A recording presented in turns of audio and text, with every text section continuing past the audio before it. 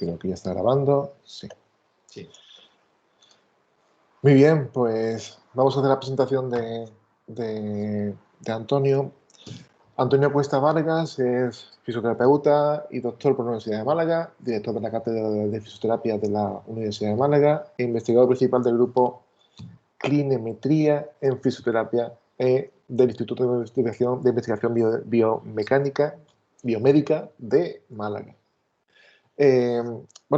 Cuando contacto con Decanato de Ciencia de la Salud para proponerle algún tipo de colaboración para estas charlas, pues Decanato me da unos nombres, uno es el de Antonio, y la verdad es que me agradó mucho porque coincidimos con otro espacio de trabajo hace varios años y reencontrarnos fue un motivo más de alegría en estos momentos. Eso por un lado. Y luego por otro lado, también hace poco me hacían en una entrevista de crónica universitaria, me preguntaban: oye, mira, y esto ha salido bastante económico porque son gente de la Universidad de Málaga, ¿no? Y claro, me sorprendió un poco, ¿no? Como diciendo, bueno, es que estamos buscando lo gratis. No, no, en absoluto.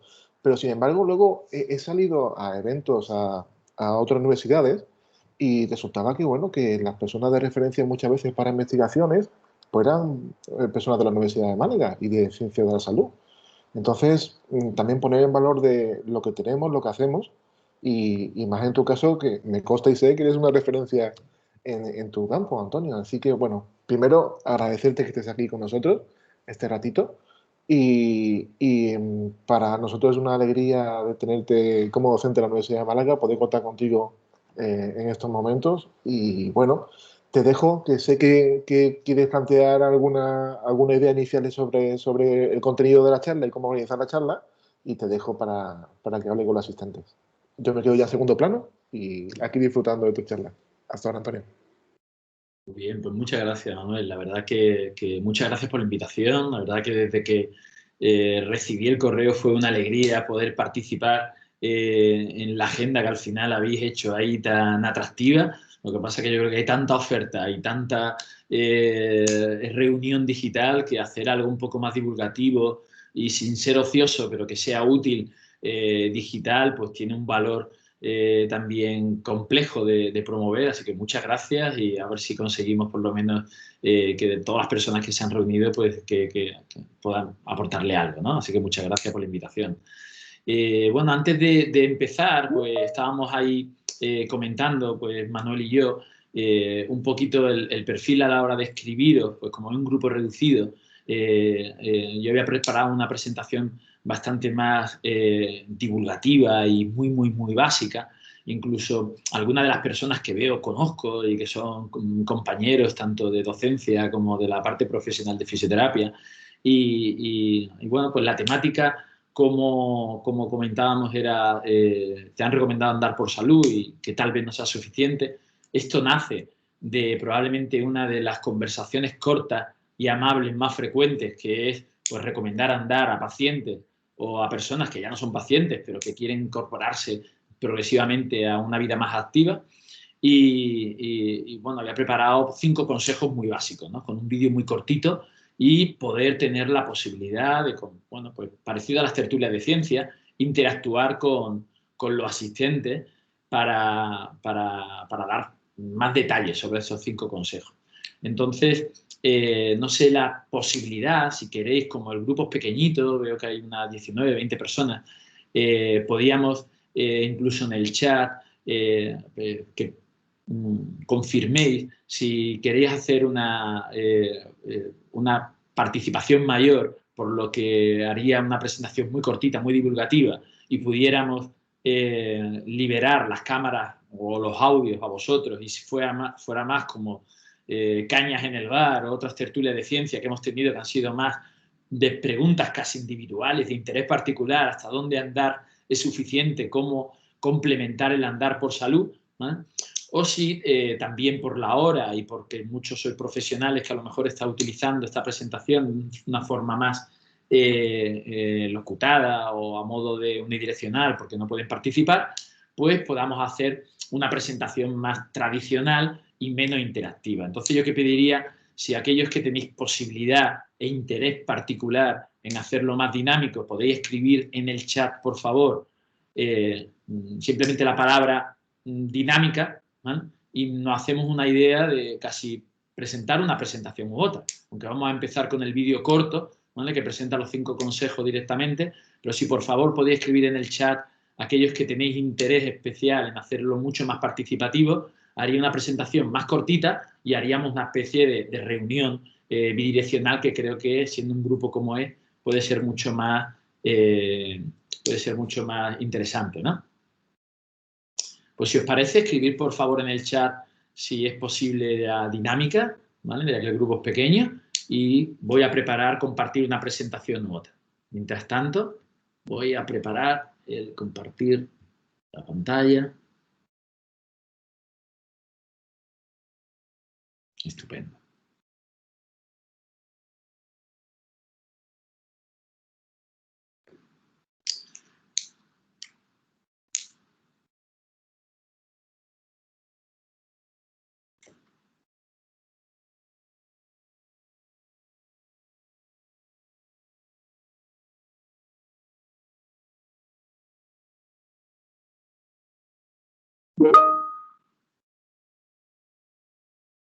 Vamos a empezar con la presentación del vídeo, que nos va a dar un poco pie a entrar con detalle a los 5 consejos, independientemente de las 2 opciones, gracias a los que estáis escribiendo en el chat. Y vamos a empezar con un vídeo.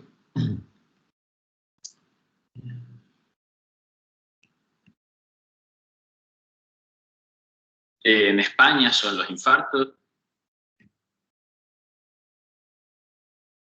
¿Te han recomendado caminar por salud? Tal vez no sea suficiente. Mi nombre es Antonio Cuesta. La mayoría de las enfermedades crónicas, el top 5 de muertes en España son los infartos, los ictus, la enfermedad pulmonar crónica, el Alzheimer y el cáncer de pulmón. Y las que más carga generan en la discapacidad son el dolor de espalda, el dolor de cuello, la migraña y la depresión y las afecciones de la piel. Cada una de estas enfermedades crónicas, probablemente la mejor pastilla o la polipíldora sea el ejercicio físico. Y una magnífica recomendación es caminar al menos 30 minutos al día. Esta recomendación seguro que la has recibido en el caso de padecer alguna de las enfermedades crónicas. No hay ninguna pastilla que sea tan poderosa y afecte a tantos sistemas y beneficios como el caminar.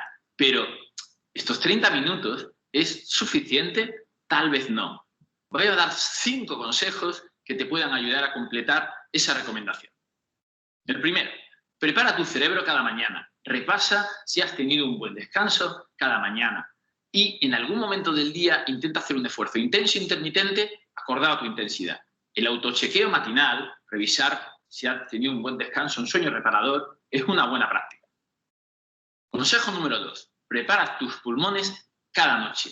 En algún momento del día, toma conciencia de tu ventilación, de llevar aire y exhalar, expirar lo más largo posible y repartir volumen de aire en todos los pulmones. Antes de dormir es una gran elección para preparar tus pulmones. Tercer consejo, preparas tus músculos a diario. No es suficiente el caminar, puesto que hay que preparar los músculos para caminar.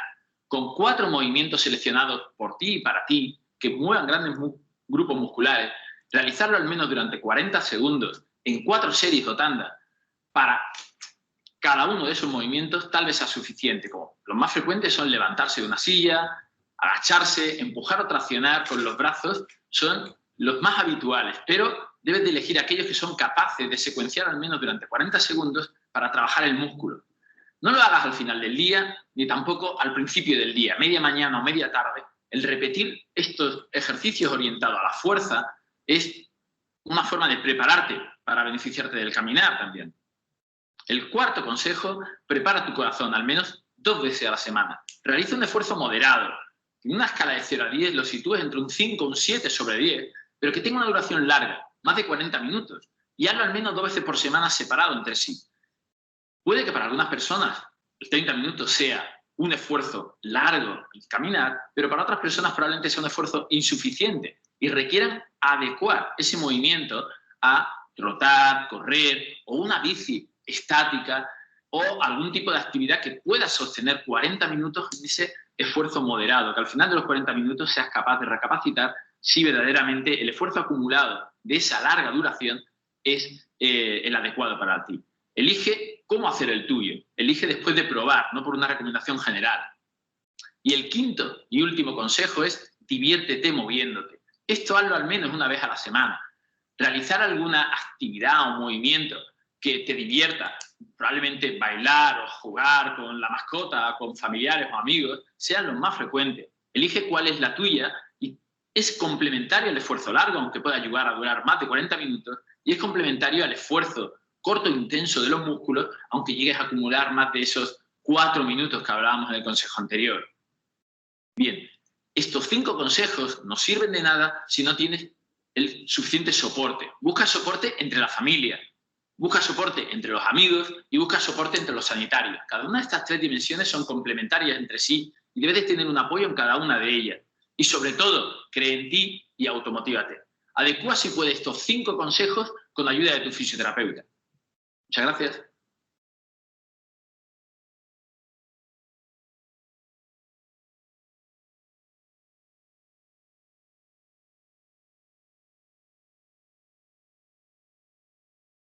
Muy bien. Bueno, pues este es el punto de partida. El punto de partida quería que fuera este vídeo con estos 5 consejos para poder de alguna forma profundizar en esos 5 consejos, que aunque creo que a día de hoy ya no hay duda de los beneficios del ejercicio físico o de una actividad física saludable o de un estilo de vida activa, y son innumerables las cantidades de estudios y probablemente de verificaciones personales, y más en un contexto universitario y probablemente divulgación de salud como estamos hoy. Entonces, el seleccionar el que tal vez no sea suficiente es pues porque tal vez en muchas de las personas no, el andar incluso más no es mejor, y estos 5 consejos puedan añadir mucho valor a aquel que ya anda o incluso a aquel que no ha conseguido ser capaz de mantener el andar, ¿no? Si os parece, voy a más que justificar la parte de los beneficios del caminar, ¿vale? Que no tendría ningún inconveniente si alguno de los asistentes, pues tengo una presentación aquí preparada, más detallada sobre los beneficios del caminar, si particularmente resolvemos o indagamos en cada uno de estos consejos, ¿no? El primer consejo, pues orientado al sueño reparador y al chequeo matinal del cerebro, ¿vale? Es algo que en el mundo científico en el que los académicos nos movemos es relativamente nuevo porque si las recomendaciones de actividad física vienen liderando pues en salud pública los últimos 20-30 años, las recomendaciones sobre una salud integral de las 24 horas del día, ¿vale? Es relativamente nueva. Y es relativamente nueva en un cambio de paradigma donde empezamos hace a lo mejor ya casi 20-30 años intentando promover actividad física, de caminar 30 minutos al día y 180 minutos moderados a la semana. Y eso pues no era suficiente. Vimos que interrumpir el sedentarismo, digamos, el no estar mucho tiempo sentado, ¿vale? Y cada media hora o cada hora levantarse, aunque sea para imprimir lejos o simplemente estirar las piernas, tenía un beneficio metabólico complementario a la promoción de la actividad física. Pero es hace relativamente poco, hace tan solo 5 o 6 años, donde los grandes consorcios científicos mundiales, cuando ya se pone el foco también en el sueño reparador.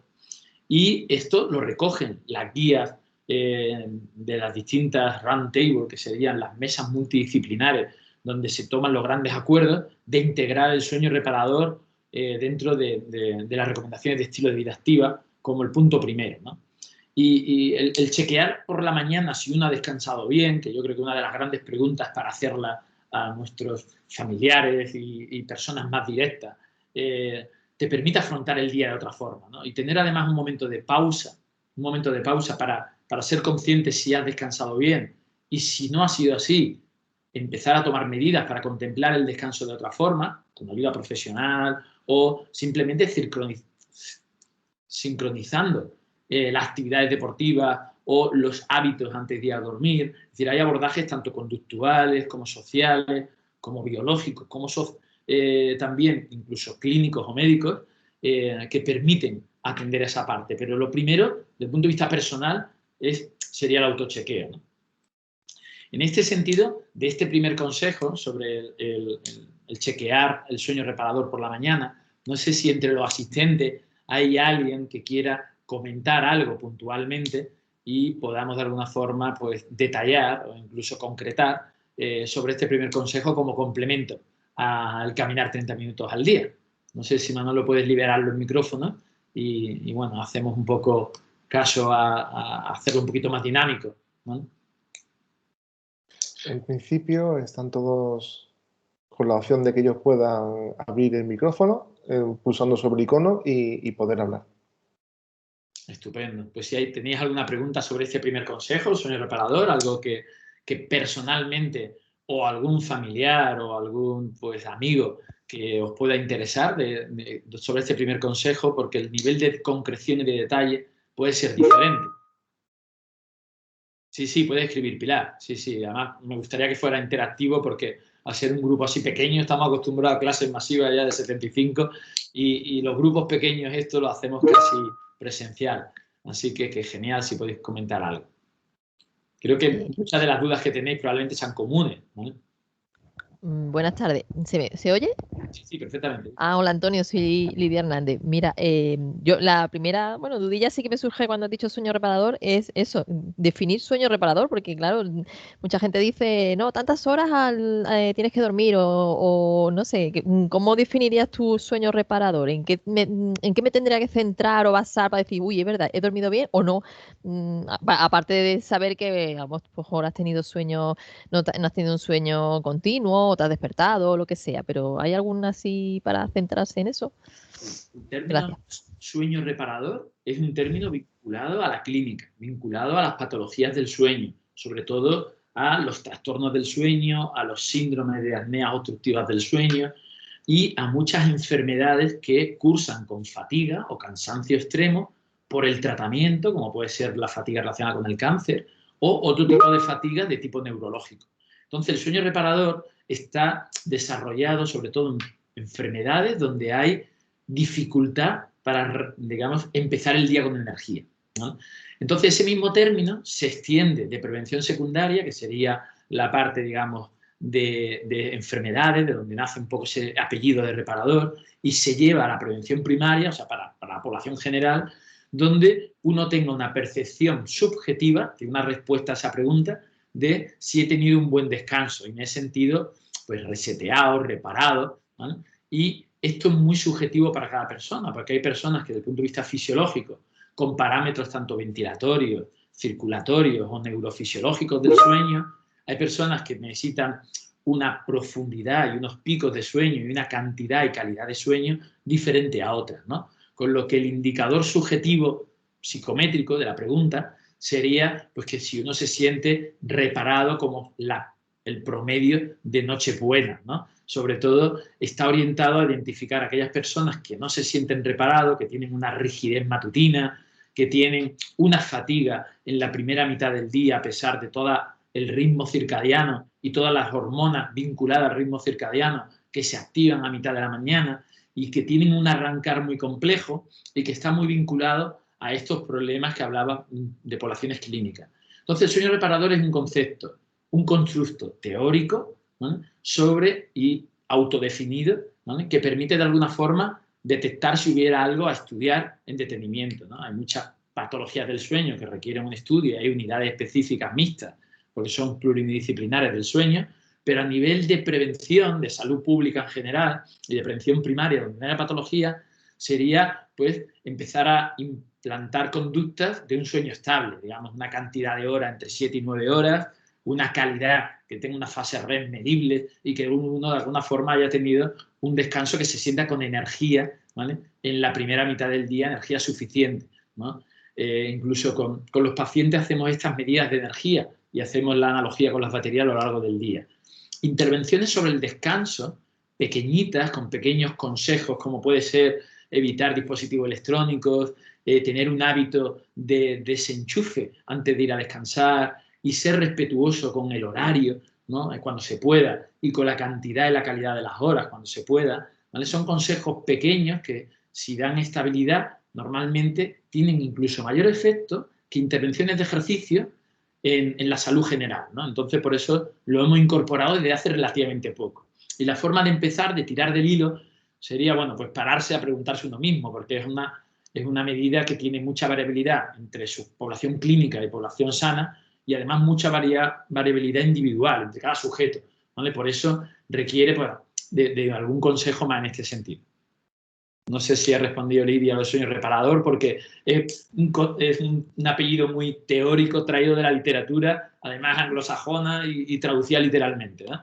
Sí, gracias. Sí, más o menos, tenía más o menos esa idea, pero por eso, claro, cada uno tendrá claro, es lo que tú dices, es muy subjetivo, porque hay personas que a lo mejor dicen, no, si yo duermo 5 horas ya estoy estupendo, y otros que dicen, no, como no duerma 10, no doy un palo al agua, ¿no? Entonces, sí, imagino que sí, muchas gracias. Nosotros utilizamos unos índices ambulatorios, que es un numerito que siempre viene alimentado por la parte subjetiva, ¿vale? Que sería la pregunta, la entrevista o un pequeño cuestionario, y que es, ¿por qué es importante esa parte subjetiva? Porque cada persona, hay mucha variabilidad intrasujeto e interpoblaciones clínicas, ¿no?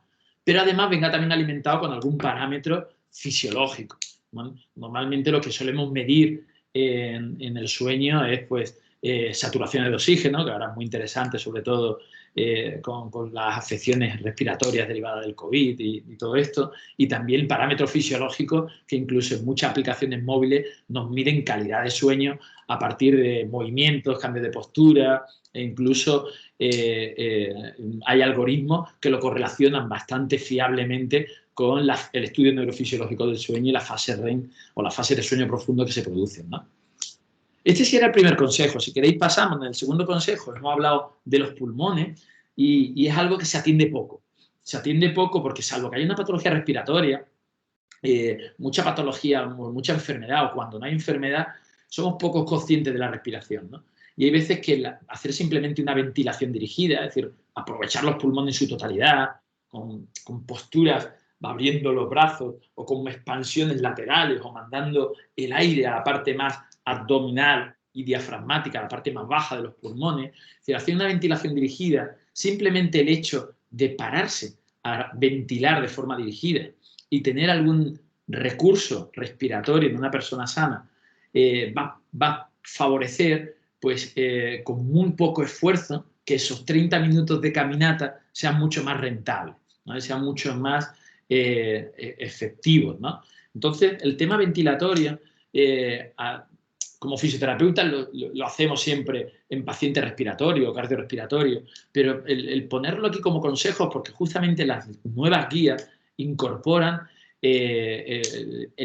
las bondades que tiene la ventilación dirigida en población sana, porque no somos conscientes normalmente.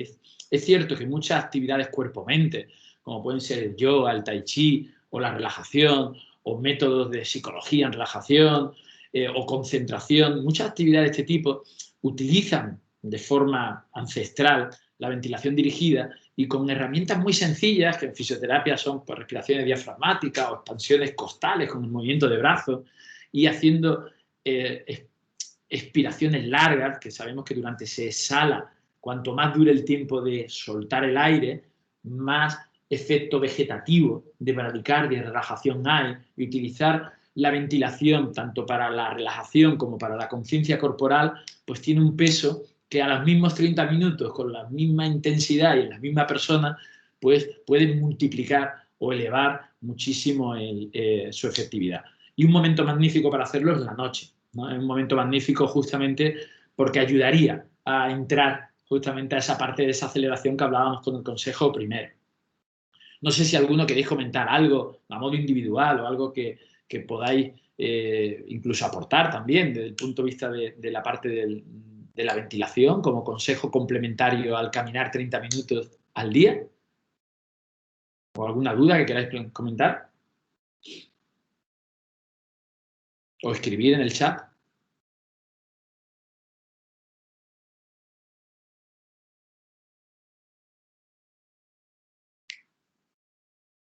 Bien, pues si queréis paso al tercer consejo que hemos hablado, que probablemente es el más extendido, es uno de los consejos que de alguna forma me gustaría que llegara al mayor público posible. Y yo utilizo mucho una frase, que es que hay que prepararse para correr y no prepararse corriendo, ¿no?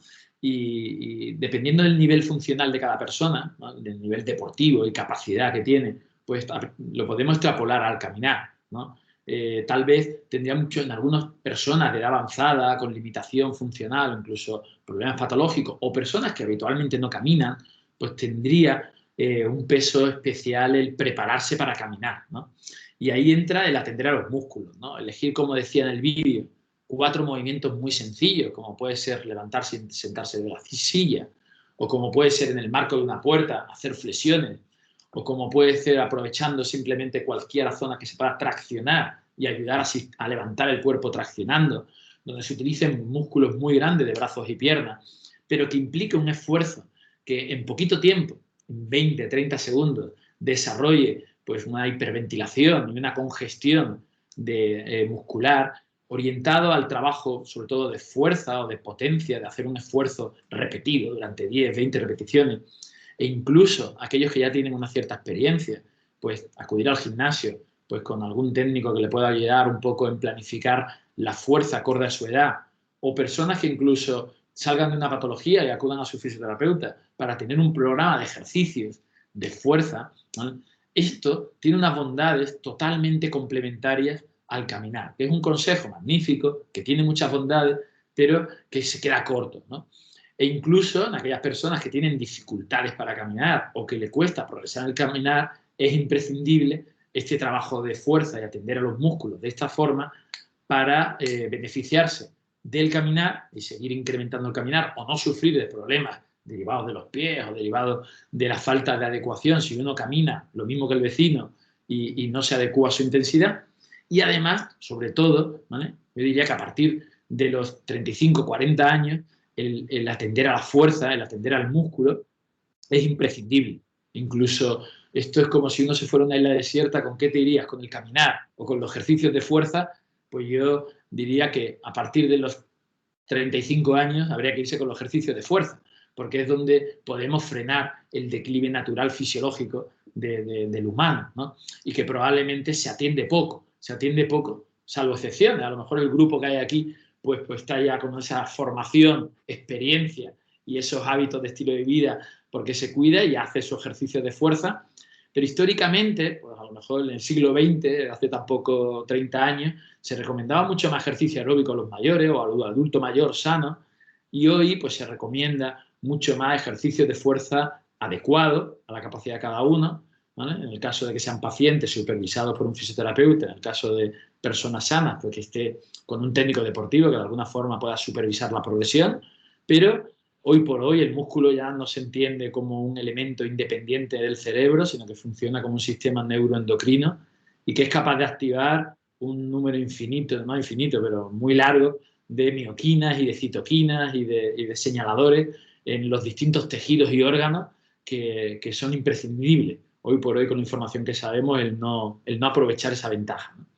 Yo creo que en ese sentido también la pandemia ha dejado en evidencia esto, porque hemos salido a caminar por la necesidad fisiológica y de salir de casa, pero se ha desatendido mucho el ejercicio de fuerza y tanto en pacientes hemos visto unos deterioros brutales como en personas que han sumado el caminar, pues han tenido lesiones derivadas de caminar sin estar preparados, ¿no?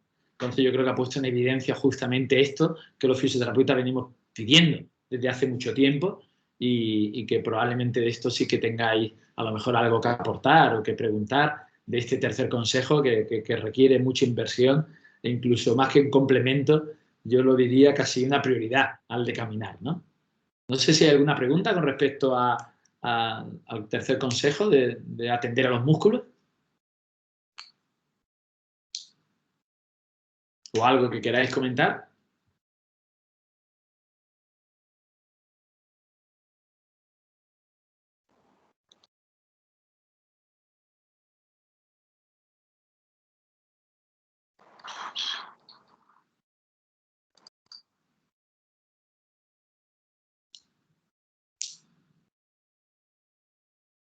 Sí, Antonio, yo te quería preguntar si hay alguna guía de referencia para los mejores ejercicios de fuerza en el rango de edad que tú nos decías, pensando más, disculpadme los estudiantes que estoy aquí, pero a lo mejor pensando más en los laborales de la universidad, en el PAS y el PDI, con un cierto rango de edad, ¿hay alguna guía de referencia donde encontrar esos ejercicios referenciados y bueno, para no hacernos daño? Sí. La verdad es que, tal como decía en el vídeo, lo ideal es que sean adecuados para cada uno, porque igual que en el sueño, esto sería casi como una, digamos que no hay un ejercicio malo, ¿vale? Justamente en tu pregunta decías, para no hacernos daño, yo creo que tal vez, y ahí a lo mejor los fisioterapeutas y los médicos durante muchos años hemos tenido mucha culpa, hemos fragilizado con el movimiento. Yo creo que hay que temerle más hacerse daño por no moverse que hacerse daño por elegir mal un ejercicio. Por eso yo creo que es muy importante que hacer aquellos que de alguna forma uno tiene experiencia previa, porque lo hizo cuando iba al gimnasio, cuando hacía más deporte, o que en casa le sienta bien y de alguna forma en 20, 30 segundos es capaz de que le suba el pulso, de que se le hinche el músculo, y que sean ejercicios muy generales, que no sean ejercicios muy raros, muy analíticos, muy de circo, como se ven muchas veces en las redes sociales, en Instagram, donde son retos de habilidades con distintos implementos, material. Es decir, yo recomiendo huir de tener material y huir de copiar ejercicios por guías, ¿no? Porque las guías, todas las guías, las científicas hablan más de la mejora de determinadas capacidades que se evalúan, ¿no? Y al final ese toolkit o ese punto donde se puedan ver qué ejercicio puedo copiar de otras personas, aunque existen mucho y cada vez en las redes sociales hay más, ¿no? La tendencia, mi recomendación sería tenerle más miedo a no hacerlos que hacerlos, ¿no? Aquellos que se hagan, hacer siempre la mitad de lo que se puede, es decir, si uno recuerda un ejercicio que hacía cuando hacía sentadilla, o tiene unas pesitas en casa o una goma, o va al gimnasio, hacer la mitad de lo que te manden los primeros días, ¿no? Simplemente para generar una adaptación, ¿no? Y en progresión hacer ejercicios de 30 segundos que uno se guarde en la recámara 15 segundos más de ese mismo ejercicio. Es decir, si uno tiene en cuenta esas tres cosas, ¿no? Temerle más al no moverse, empezar las 2 primeras sesiones, que es cuando más se adapta el nervio y el músculo, a la mitad de lo que te piden, si es supervisado o incluso si es autoadministrado, es decir, uno lo decide, y dejar siempre en la recámara 1/3 de lo que uno es capaz de hacer, ¿no? Ese 1/3 es un trabajo moderado al 50-70% que comentaba en el vídeo y que nos garantiza que aunque no sea un esfuerzo máximo, hay adaptación. Adaptación significa que el cuerpo responde, independientemente de la edad de un alumno de 18, 25 años o de un trabajador de la comunidad universitaria entre 35 y 75 años.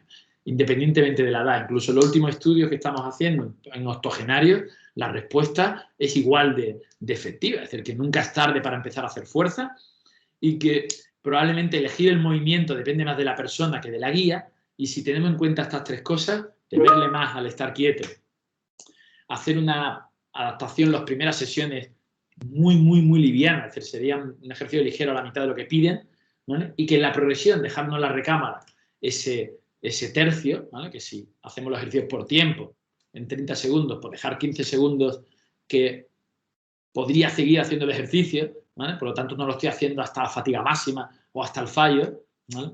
Pues serían recomendaciones ideales. Comenta Pilar los ejercicios de tracción, ¿qué tipo de movimientos pueden ser? Pues los ejercicios de tracción son los más complicados de hacer en casa sin aparato, ¿no?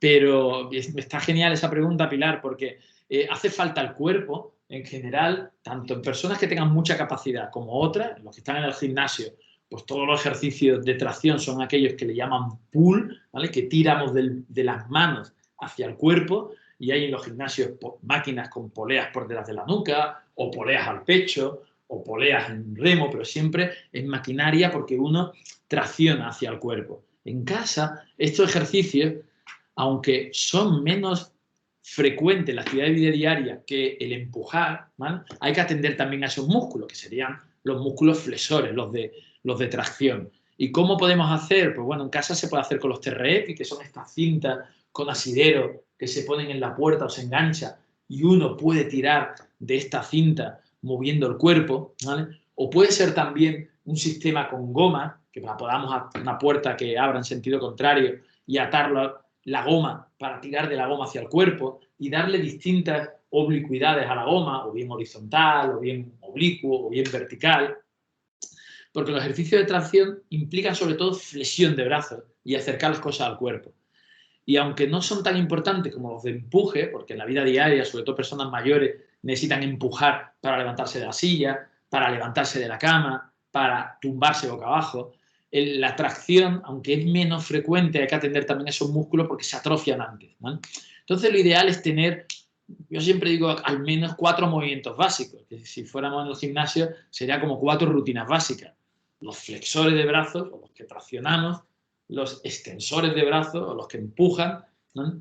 Y los extensores de pierna, porque las piernas siempre, el levantarse o el agacharse, siempre va a tener un componente funcional o natural en la vida diaria que son muy, muy relevantes. Y cualquiera de esos 3 patrones, ¿no? De traccionar, empujar de brazos o de empujar de pierna, pues aquel que se repite mucho por el trabajo, o si, sobre todo si estamos trabajando sentados, ¿vale? Pues intensificarlo un poquito más, ¿no? Como sería en el caso de trabajar sentado, yo recomendaría intensificar el patrón de pierna, ¿vale? Porque implica una extensión de la espalda también, ¿no? El ser muy global en los movimientos es reduccionista, y lo sé, ¿vale? Pero en recomendaciones generales, ¿vale? Creo que es mucho más acertado que trabajos analíticos a lo mejor de un músculo o de un movimiento en concreto, sobre todo si es muy específico, que salvo excepciones de lesiones o deportes muy concretos, pues yo sería una recomendación más secundaria, que está bien siempre que se supere lo primario, ¿no? No sé si he respondido, Pilar, os ha entendido, he explicado bien lo de tracción. Muchas gracias, estupendo. Muy bien. Bien, pues el cuarto consejo que hemos dado en el vídeo ha sido el consejo sobre los músculos, sobre el corazón, perdón, sobre el corazón. Y esto, bueno, pues está vinculado un poco a que si el ejercicio, digamos, de fuerza complementario a las caminatas diarias sería, pues, al menos recomendable hacerlo 3-4 veces a la semana, ¿no? El ejercicio del corazón o corazón-pulmón, ¿vale? Donde metamos un poquito más de intensidad, ¿vale? Pues sería recomendable hacerlo al menos 2 veces por semana, ¿vale? Como mínimo. Ahí es donde hablábamos de esos 120, luego 150 y ahora hablamos de 180 minutos a la semana, ¿vale? Que puede ser pues algo más de 1 hora de una intensidad moderada, una intensidad que, bueno, pues podemos hacer la regla de la edad biológica de 2,20 menos la edad y multiplicarlo por el 60% y movernos entre un 60 y un 80%. Eso sería una intensidad moderada que es complementario a los 30 minutos de caminar, ¿vale? Digamos que tendríamos como 3 tipos de ejercicios que según las guías, y con la pregunta de Manolo de antes de los ejercicios, tal vez las guías ahora, la guía australiana o sobre todo la guía canadiense de estilo de vida activa, la canadiense es la que ha incorporado el sueño más reciente y la australiana es la última que incorporó las 3 actividades físicas, ¿no? La ligera, ¿vale? Que sería el caminar 30 minutos, la moderada, ¿vale? Que de alguna forma sería esta de 2 veces a la semana, que hiciéramos al menos por ahora 180 minutos, y aquí lo ideal es pues, el que no camina porque lo haga caminando y el que no necesitará probablemente, como decía en el vídeo, alguna intensificación de esa actividad, ¿no? Y luego la vigorosa, ¿vale? Que podrían ser estos ejercicios de 30 segundos, por al menos 4 movimientos y repetir 4 series para ascender más al músculo, ¿no? Y tener recogido como los 4 estancos de la actividad física. La ligera, que nosotros las clasificamos en equivalentes metabólicos, entre 1 y 3 METs, la moderada, entre 3 y 6 METs, y la vigorosa, entre 6 y 12 METs, ¿vale? Esas son las recomendaciones de actividad para la salud, ¿vale?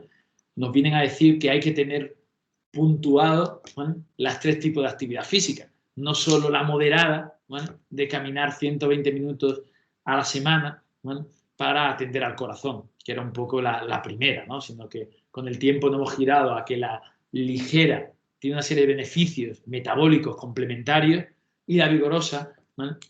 Sobre todo atendiendo a esfuerzos muy cortitos musculares que tiene el beneficio de que el músculo mejore en fuerza sin que haya un desgaste metabólico muy grande, por eso lo de quedarnos en 30 segundos por razones fisiológicas, ¿vale? Pues sería tener cubierto las 3 actividades físicas que recomiendan las guías, la ligera, la moderada y la vigorosa. Nosotros utilizamos el equivalente metabólico, que son las unidades MET, incluso en nuestros proyectos de gamificación y de videojuegos. Tenemos nuestra moneda, que es el Metcoin, que es una forma como de sumarle vida a los años en esta promoción de la actividad física activa, y hay que puntuar en todas las categorías, ¿no? Es muy importante puntuar en todas las categorías. Creo que tal vez la de 2 veces a la semana de esta actividad de corazón o pulmón, que tenga una intensidad entre 60 y 85% de la frecuencia cardíaca máxima teórica, aunque sea calculada a partir de la edad. Aquel que está más en condición física de su media de edad tendría que tener un reajuste probablemente, ¿no? Pudiera ser una recomendación, ahora mismo la recomendación, digamos, aceptada mundialmente, pero poco implantada, ¿no? Poco implantada.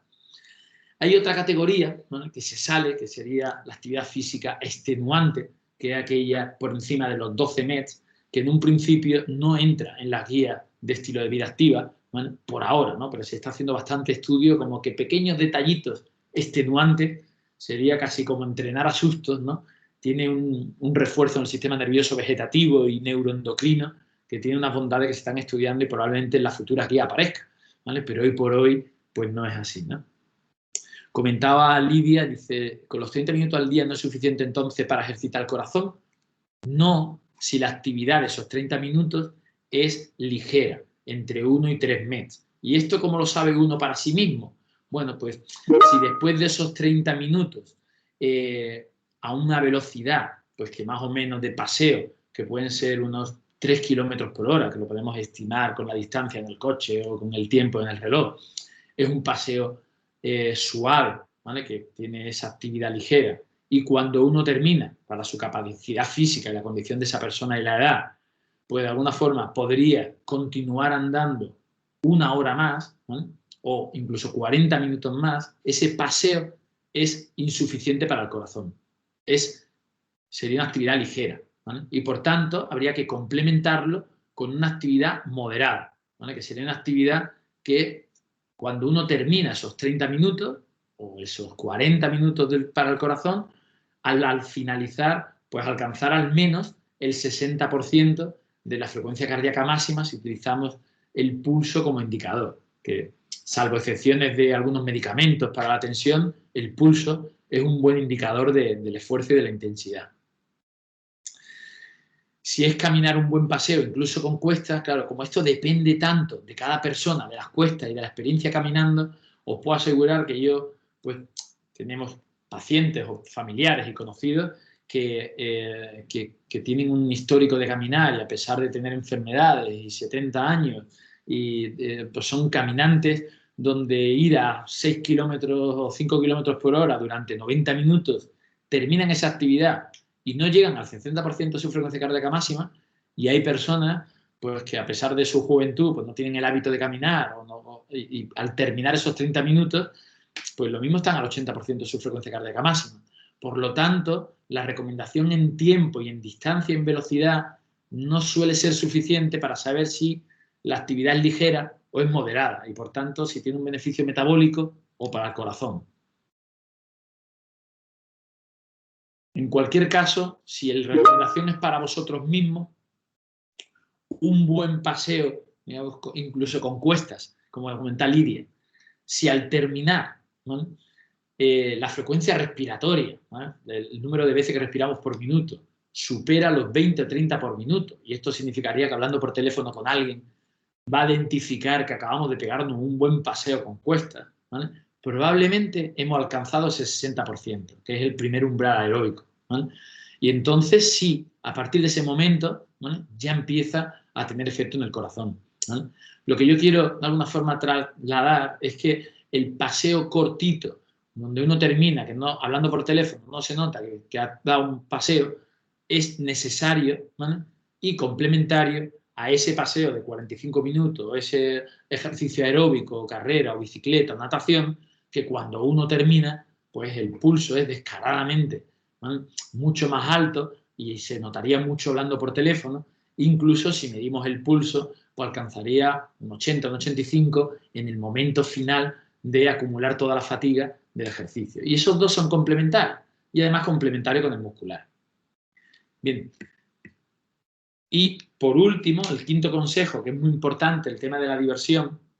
El tema de la diversión, pues hay muchas actividades que no son regladas, que no son el paseo, que no son el ejercicio en casa o en el gimnasio, que no son el ejercicio aeróbico de corazón en la cinta, en la elíptica o la bicicleta, y que puede ser pues, jugar con la mascota, jugar con los niños, bailar o hacer actividades físicas que tienen un componente lúdico que normalmente alcanza intensidades moderadas o vigorosas, pero intermitentes, y que además genera una adherencia, un cumplimiento y una satisfacción que si se tiene acceso a él habría que cuidarlo y si no se tiene acceso a él habría que buscarlo, ¿no?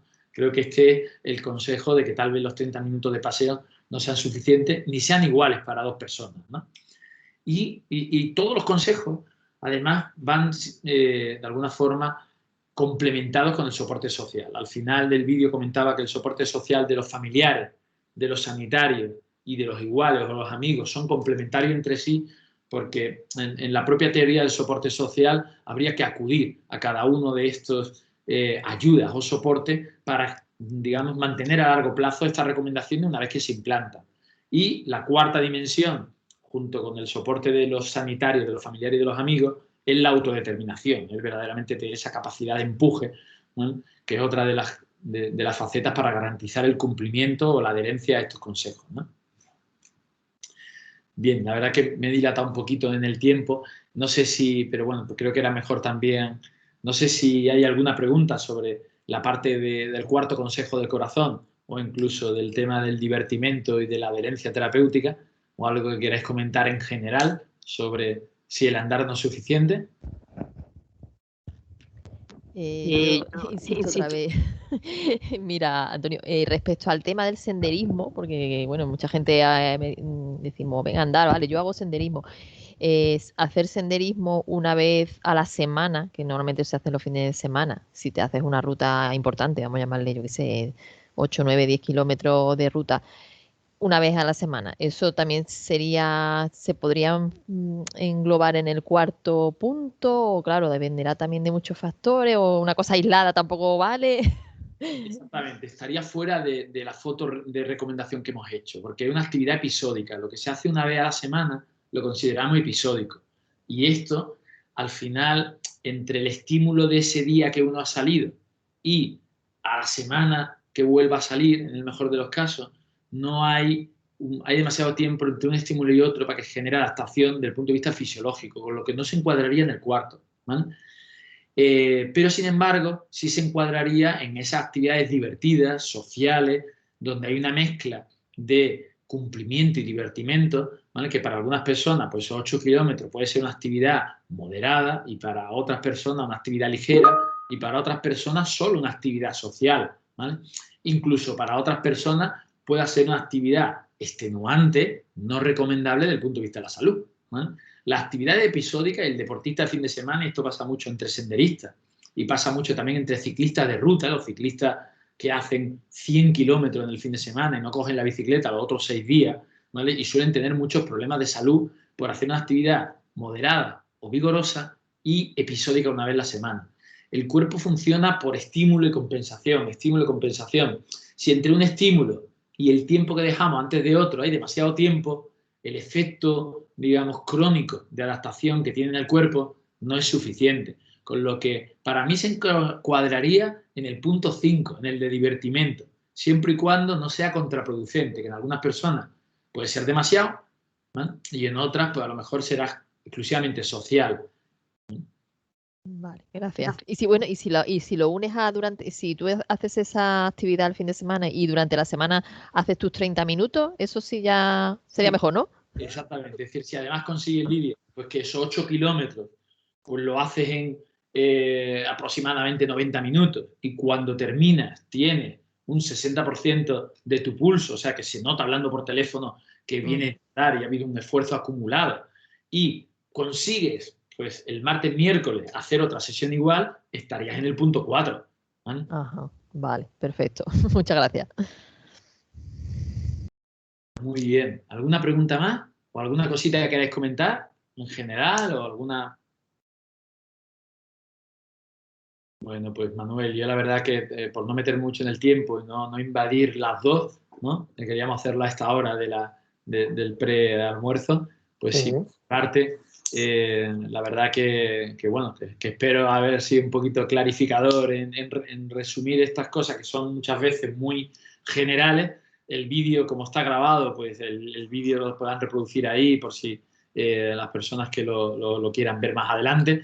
Pero cada uno de esos consejos son muy básicos y verticalmente para abajo tienen muchísima información, investigación, profesionales implicados de todas las disciplinas, ¿vale? Y creo que hay que empezar por uno mismo, ¿no? Y predicar o practicar lo que se predica, ¿vale? Y que hay pequeños consejillos, como lo que hacíamos al final con Lidia, que algo que puede ser incluso no contraproducente, ¿no? Pero no tan bien aprovechado, que una pequeña modificación se puede aprovechar más, ¿no? Yo me quedaría a modo de resumen con la frase que tú me preguntabas, ¿algún ejercicio con el que no hagamos daño? Pues hay que temerle más al daño que nos hagamos de no movernos que el Me de... ha, me ha encantado. Me has tirado bajo un mito también. Claro, porque durante mucho tiempo, cuando tú y yo hemos compartido en deporte espacio y tiempo con muchos pacientes y usuarios sanos, pues había miedo a moverse, ¿no? Ve con el fisio, vaya que te hagas daño en la natación. Y hemos fragilizado mucho también el tema del ejercicio que haga daño, ¿vale? Y yo creo bueno, que ya con lo que sabemos, hay que empezar por lo seguro, ¿vale? Que no tenga riesgo, ¿vale? Pero probablemente es que tiene más riesgo no moverse que moverse. Y luego, si nos movemos, pues ya podemos ir siendo más exigentes con los profesionales y con la experiencia y afinando, pues, sobre todo los pacientes, más con los sanitarios, ¿no? Y con los fisioterapeutas y las personas sanas, pues hacerlo progresivo, con sentido común y pedir ayuda cuando la recomendación general se ha quedado corta, ¿no? Fantástico titular, me quedo con eso. Muy bien, pues muchas gracias. Bueno, pues Antonio, pues muchísimas gracias por tu tiempo, por la charla de hoy. Gracias también a los asistentes por estar ahí atentos a las indicaciones de Antonio. Y bueno, pues os invitamos a la siguiente charla que ya tenemos mañana. Empezamos a las 10 de la mañana con una temática totalmente diferente, la risoterapia. Así que la verdad es que son conceptos diferentes, pero todo unido en la salud con la S mayúscula, ¿no? Con la idea de la salud mayúscula. Bueno, pues muchísimas gracias. Paro ya la grabación y nos vemos. Bueno, gracias a todos los asistentes por la participación. Muchas gracias. Gracias, Manolo.